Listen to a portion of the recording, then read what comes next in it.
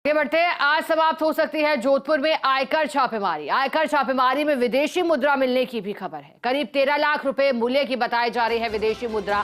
करदाताओं से पूछा जाएगा विदेशी मुद्रा प्राप्ति का स्रोत। सोमवार को हुई थी जोधपुर और दिल्ली में 10 ठिकानों पर छापेमारी की शुरुआत। सड़क निर्माण, पुल निर्माण व अन्य इंफ्रास्ट्रक्चर परियोजनाओं से जुड़ी वरहा इंफ्रा लिमिटेड, इसके निदेशकों में एक अन्य कारोबारी सहयोगी की हुई थी छापेमारी।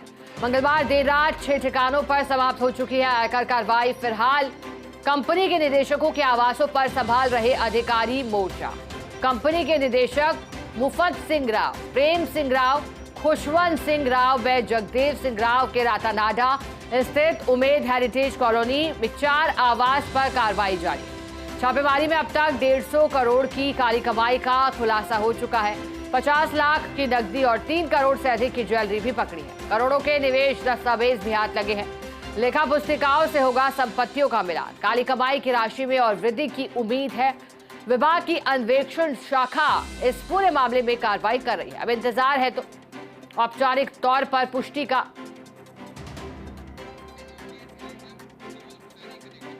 ज्यादा जानकारी देने के लिए एसोसिएट एडिटर विमल कोठारी हमारे साथ जुड़ गए हैं। विमल जी, बताइएगा अब तक क्या कुछ सामने आ पाया है आयकर विभाग की छापेमारी, क्योंकि राशि तो बढ़ती ही जा रही है, करोड़ों तक कीमत पहुंच गई है। विमल जी, देखिए शिखा जी, इस पूरे मामले में ये बात बिल्कुल सही है कि रोज नित नए खुलासे हो रहे हैं। परसों ये खुलासा हुआ था कि इनकी जो छापेमारी शुरुआत हुई थी उस समय करीब 24 लाख रुपए के आसपास की नकदी मिली, जो कल बढ़ते बढ़ते 50 लाख तक पहुंच गई। देर रात तक इस तरह की सूचनाएं मिली थी कि इस छापेमारी में अब तक आयकर विभाग के अधिकारियों ने 150 करोड़ रुपए की काली कमाई पकड़ने का दावा किया है। अर्थात इनकम टैक्स अधिकारियों का ये मानना है कि इस छापेमारी में अब तक 150 करोड़ रुपए से अधिक का गोलमाल उन्होंने पकड़ लिया है। हालांकि ये कार्रवाई अभी इस समय तक भी जारी है और ये जो कंपनी है वराह इंफ्रास्ट्रक्चर लिमिटेड, इस कंपनी के ऑफिस में कार्रवाई खत्म हो चुकी है, लेकिन इसके जो 4 निदेशक है जिनके नाम मुफत सिंह राव, प्रेम सिंह राव, खुशवंत सिंह राव और जगदेव सिंह राव है, इनके आवास है रातानाडा में कोई जगह है जोधपुर में, वहाँ उम्मेद हेरिटेज कॉलोनी है, वह इन चारों के आवास बताए जा रहे हैं। इन चारों आवासों पर आयकर अधिकारी अभी भी मोर्चा संभाले हुए हैं। जो जानकारी मिली है उसमें ये है कि इस छापेमारी में आयकर अधिकारियों के हाथ करीब 13 लाख रुपए के आसपास की विदेशी मुद्रा लगी है। 13 लाख रुपए एक बड़ी अमाउंट है। इसमें जो कानूनी प्रावधान है उसके अंदर कोई व्यक्ति अपने पास में बिना उचित और पर्याप्त कारणों के इतनी बड़ी राशि की विदेशी मुद्रा अपने पास नहीं रख सकता। आयकर अधिकारी इस एंगल को भी लेकर जांच करेंगे कि आखिर ये विदेशी मुद्रा का स्रोत क्या है और ये विदेशी मुद्रा का वो जो करदाता है वो क्या करने जा रहे थे। अभी तक जो जानकारी मिली है उसके अनुसार 3 करोड़ रुपए से अधिक की ज्वेलरी आयकर अधिकारी पकड़ चुके हैं, जिसका मूल्यांकन भी किया जा सकता, और कुछ ज्वेलरी ऐसी है जिसका मूल्यांकन होना अभी शेष है। अर्थात ये माना जा सकता है कि जो ज्वेलरी है वो 3 करोड़ से कहीं आगे जाएगी। जो जानकारी मिली है और जो कार्रवाई के तीसरे दिन जो छापेमारी जारी है उसमें ये भी जानकारी मिली है कि अब तक करोड़ों रुपए के निवेश दस्तावेज इनकम टैक्स अधिकारियों के हाथ लग चुके हैं। इन निवेश दस्तावेजों का, नकदी का और ज्वेलरी का, इन सबका लेखा पुस्तिकाओं से मिलान किया जाएगा। जो चीज बुक्स ऑफ अकाउंट्स के अंदर मेंशन है उस चीज के ऊपर तो इनकम टैक्स अधिकारी को ज्यादा सवाल जवाब नहीं करेंगे, लेकिन जो चीजें बुक्स ऑफ अकाउंट्स के अंदर मेंशन नहीं है उनको लेकर के कड़े सवाल जवाब ये जो कंपनी के चारों निदेशक हैं इन लोगों से किए जाएंगे और इनको जवाब देना पड़ेगा कि ये जो संपत्ति इन्होंने बनाई है इस संपत्ति का स्रोत क्या है और इस स्रोत के ऊपर आयकर का भुगतान क्यों नहीं किया गया। उम्मीद यही की जा रही है कि जो 150 करोड़ की काली कमाई अब तक पकड़ी जा चुकी है उसमें काफी बढ़ोतरी होगी। आशा है कि ये जो काली कमाई है ये करीब 200 करोड़ के आसपास और 200 करोड़ से भी पार पहुंच सकती है, ऐसा इनकम टैक्स अधिकारियों को उम्मीद है। अभी आयकर विभाग की अन्वेषण शाखा जोधपुर में कार्रवाई जारी रखे है। 4 ठिकानों पे कार्रवाई चल रही है। उम्मीद की जा रही है ये कार्रवाई आज देर रात तक समाप्त हो जाएगी। विमल जी, एक और जानकारी दीजिएगा।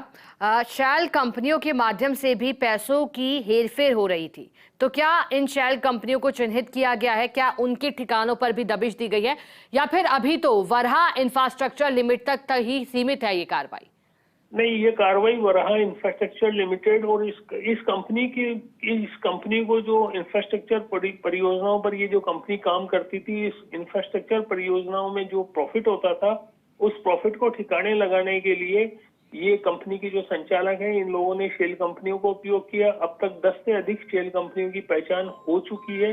आयकर अधिकारियों ने जो छापेमारी की थी उसके अंदर ये शेल कंपनियां भी निशाने पे थी। दर्शकों को एक जानकारी खास रूप से ये देना चाहता हूँ कि जब सोमवार को आयकर विभाग ने जोधपुर में 10 ठिकानों पर कार्रवाई की थी, तो एक ठिकाने पर ऐसी जगह आयकर अधिकारी पहुंचे थे जहां एक कंपनी का कारोबार बताया गया था, लेकिन उस स्थान के ऊपर कोई कारोबार नहीं हो रहा था। वहां केवल एक गार्ड बैठा हुआ था। गार्ड से जब उस कंपनी के बारे में पूछा तो उसने भी अनभिज्ञता जाहिर की।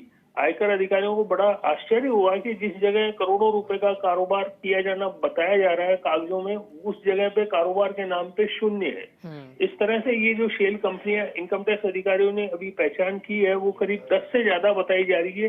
कितनी शेल कंपनियां हैं, इन कंपनियों में क्या गोलमाल हुआ था, ये गोलमाल का खुलासा आयकर छापेमारी समाप्त होने के बाद ही लगेगा।